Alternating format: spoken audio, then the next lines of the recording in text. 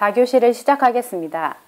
지난 시간 배운 지구계의 구성 요소에는 무엇이 있었죠? 직권, 수권, 기권, 생물권, 외권이 있었습니다. 네, 잘하셨습니다. 오늘부터 우리는 지구계의 구성 요소 중 직권에 대해 더 자세히 알아보도록 하겠습니다.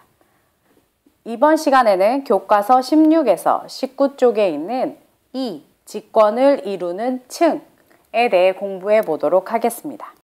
우리가 살고 있는 이 거대한 지구의 반지름은 약 6,400km 정도입니다. 지구 내부는 어떤 모습일까 알아보기 위해 사람들은 간접적인 방법으로 조사를 하기 시작했습니다. 먼저 직접적인 방법으로는 크게 두 가지를 꼽을 수가 있습니다. 첫째, 직접 땅을 파고 들어가서 조사하는 방법으로 시추법이 있습니다. 이 방법으로 가장 깊게 들어간 깊이는 약 13km 정도입니다. 땅속의 높은 열과 압력으로 인간은 더 이상 지구 내부로 들어갈 수가 없었습니다. 둘째, 화산이 폭발할 때 나오는 물질을 조사한 방법인데요. 이것을 화산 분출물 조사라고 합니다. 연구 결과 화산 분출물은 약 200km 깊이까지의 물질을 포함한다는 것을 알 수 있었습니다.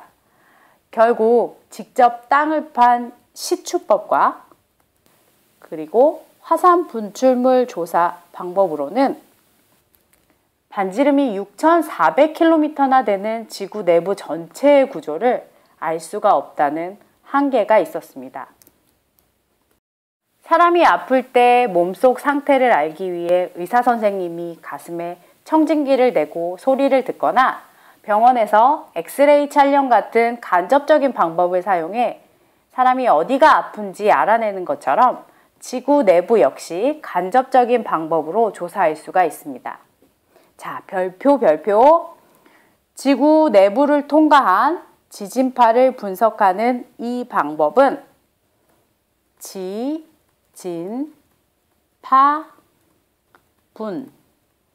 분석이라고 합니다. 오른쪽 지구 사진을 보면 지진의 원인이 되는 진원에서 생긴 지진파가 지구의 모든 방향으로 전달되는 것을 볼 수가 있습니다. 또한 아래에 있는 그래프를 보면 통과하는 물질에 따라 전달되는 빠르기가 다르다는 것도 확인할 수가 있습니다. 갑자기 속도가 증가하거나 아니면 속도가 감소하는 것을 볼 수가 있죠. 고체 상태의 물질만 통과한다는 S8을 보시면 지표로부터 깊이 2,900km 부근에서 갑자기 뚝 사라진 것을 보실 수가 있습니다. 이 부분, S파가 갑자기 사라진 이 부분 꼭 기억해 두세요. 이렇게 지진파를 살펴보면 그래프에서 볼 수 있듯이 세 군데의 점선, 여기 이 세 군데의 점선, 빠르기가 급격하게 변하는 경계를 확인할 수 있습니다. 첫 번째 점선의 왼쪽 부분을 여기 왼쪽 부분을 지각이라고 부르고 첫 번째 점선과 두 번째 점선 사이의 부분을 멘틀 그리고 두 번째 점선과 세 번째 점선 사이를 외핵 그리고 가장 오른쪽 부분을 내핵이라고 합니다. 이렇게 지진파 분석을 통해 지구 내부를 4개의 층으로 구분할 수 있었습니다. 그래서 지진파 분석이 지구 내부 조사 방법 중 가장 효과적인 방법이라고 불리고 있습니다. 자, 한번 볼까요? 지구 내부를 통과하는 지진파의 속도 변화를 기준으로 몇 개? 4개의 층으로 구분할 수가 있었죠. 지구의 가장 겉부분은 지각, 그 아래로 멘틀, 외핵, 내핵으로 구분할 수 있습니다. 그림에서 보면 지각의 두께는 5에서 35km 정도이고 멘틀은 지각 아래에서부터 깊이 2900km 부근까지, 그리고 외핵은 깊이 2900km부터 5100km까지의 층, 내핵은 깊이 5100km에서 지구의 중심인 6400km까지의 층입니다. 지구 내부 구조의 특징을 표로 정리해 볼까요? 암석으로 된 지구의 겉부분으로 지구에서 두께가 가장 얇은 부분은 지각입니다. 지각은 대륙 지각과 해양 지각으로 구분이 되는데요.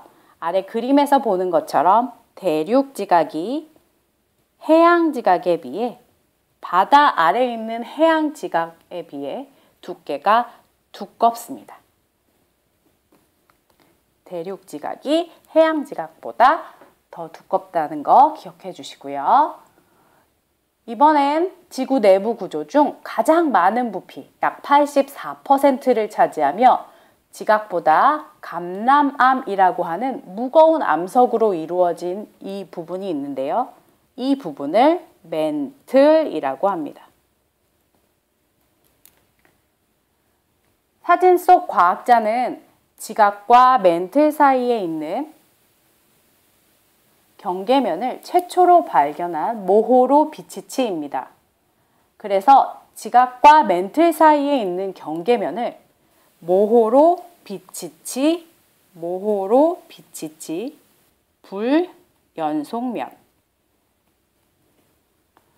또는 짧게 모호면이라고 부르게 됩니다.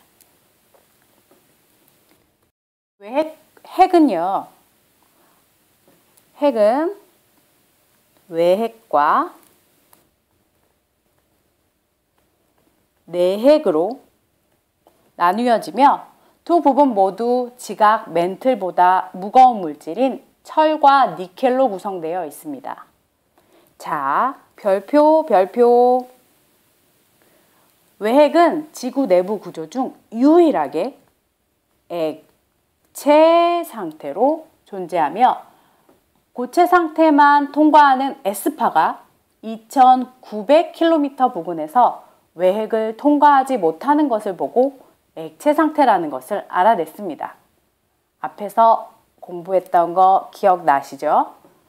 내핵은 지진파의 변화와 높은 압력을 받고 있는 상태를 고려했을 때 고체 상태일 것이라고 추정하고 있습니다.